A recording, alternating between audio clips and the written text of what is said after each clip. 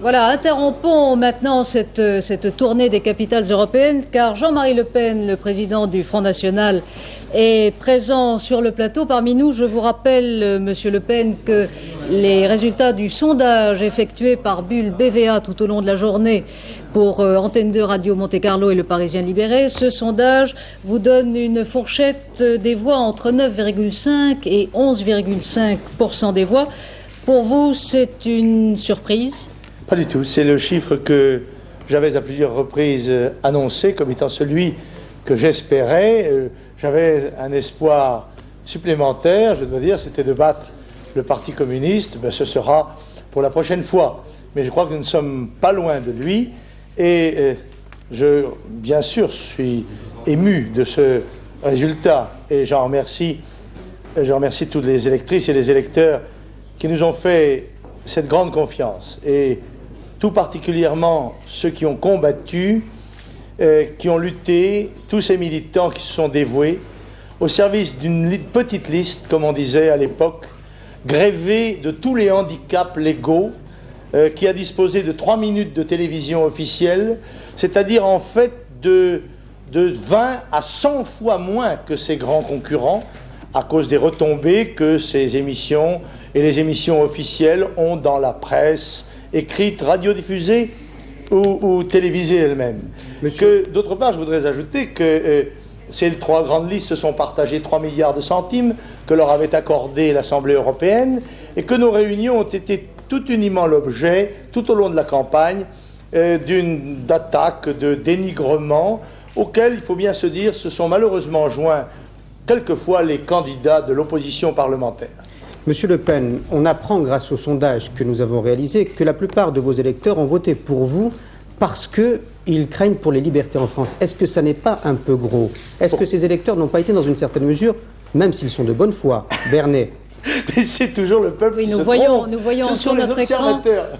nous voyons en ce moment donc le rappel des motivations de vos électeurs, Monsieur Le Pen. On constate en effet que 41% d'entre eux se sont déterminés sur le thème des libertés. Alors qu'est-ce que vous en pensez? Eh bien justement, c'est parce qu'ils pensent que je suis un défenseur des libertés.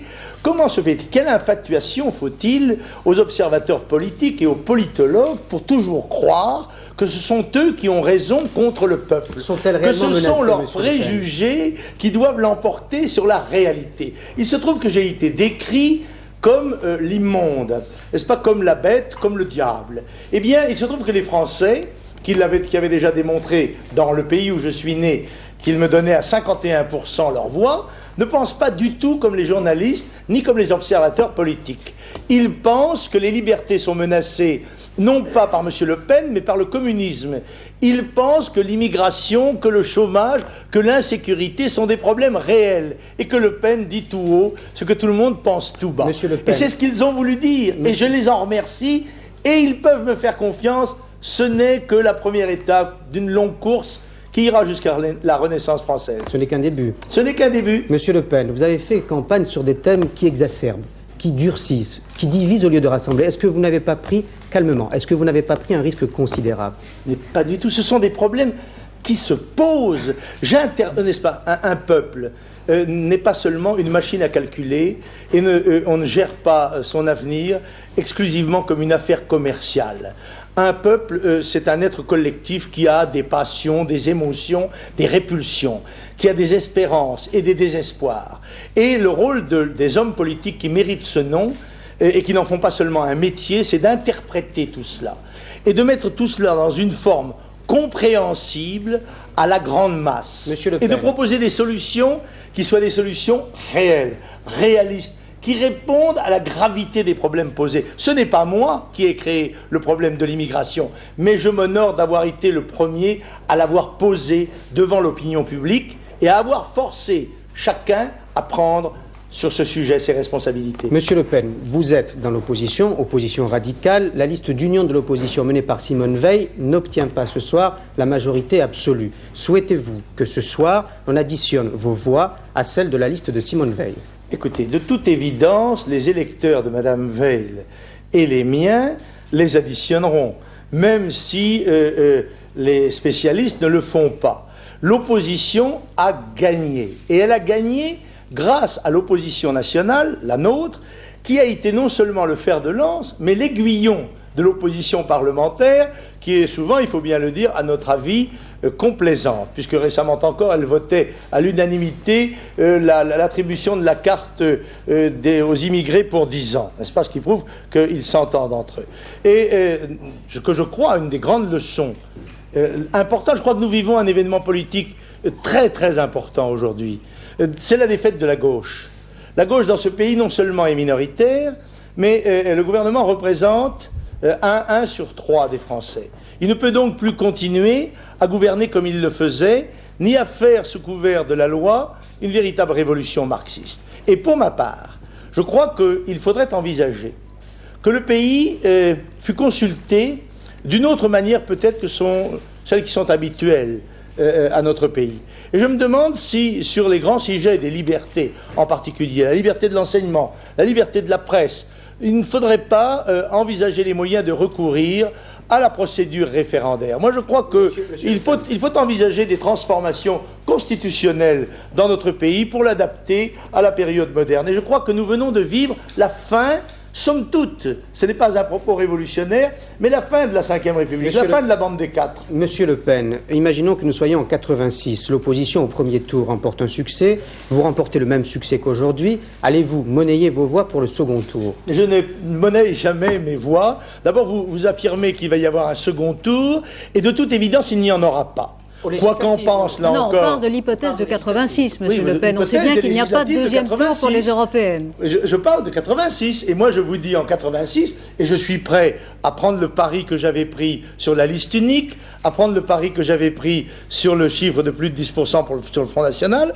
Les prochaines élections législatives auront lieu de toute évidence au scrutin proportionnel. Autrement dit, vous seriez élu? Autrement dit, vous iriez au... Nous passerons 100 députés.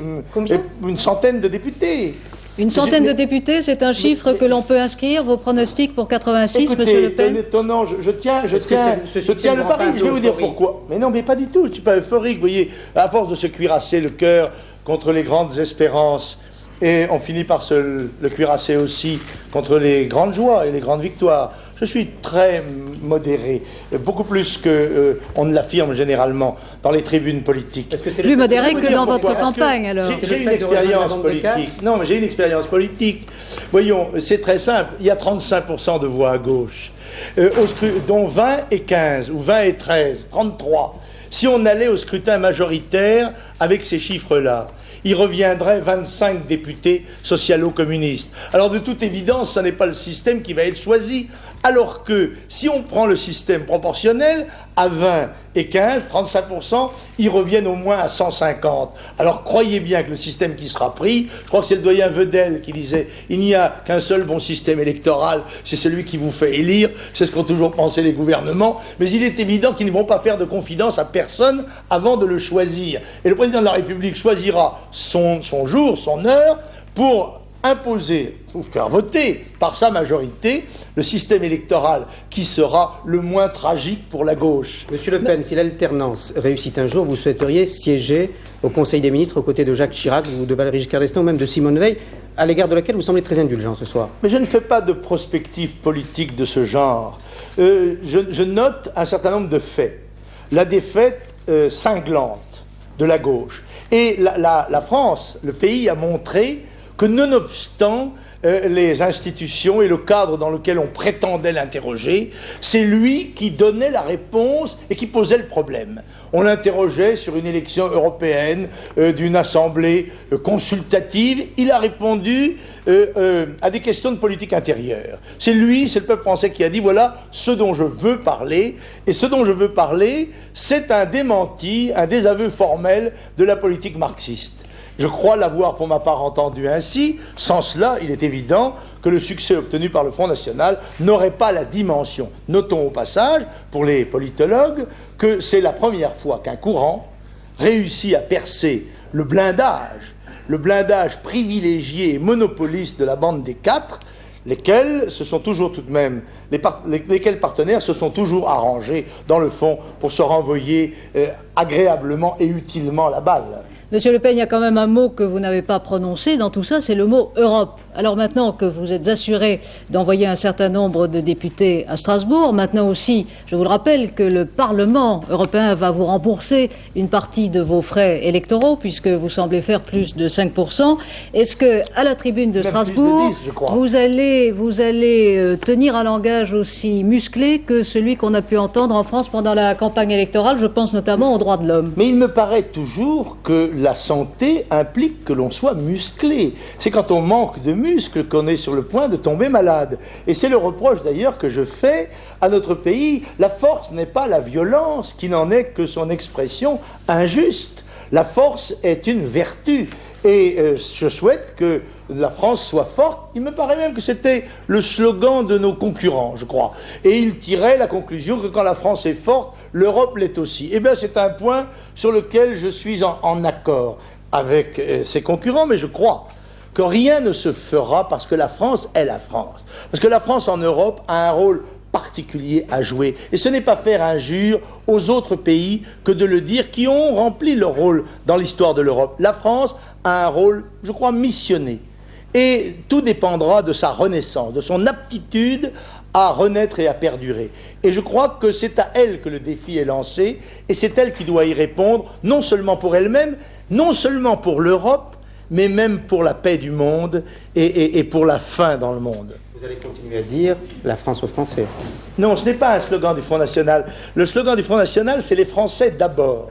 Les Français d'abord en France, les Européens d'abord en Europe, et puis, autrement dit, que chacun puisse travailler au pays. Je crois que c'est un slogan qui n'appartenait pas spécialement au Front National, qui appartenait même, je crois, à une formation politique assez sensiblement opposée. Monsieur Le Pen, je vous remercie. Je vous propose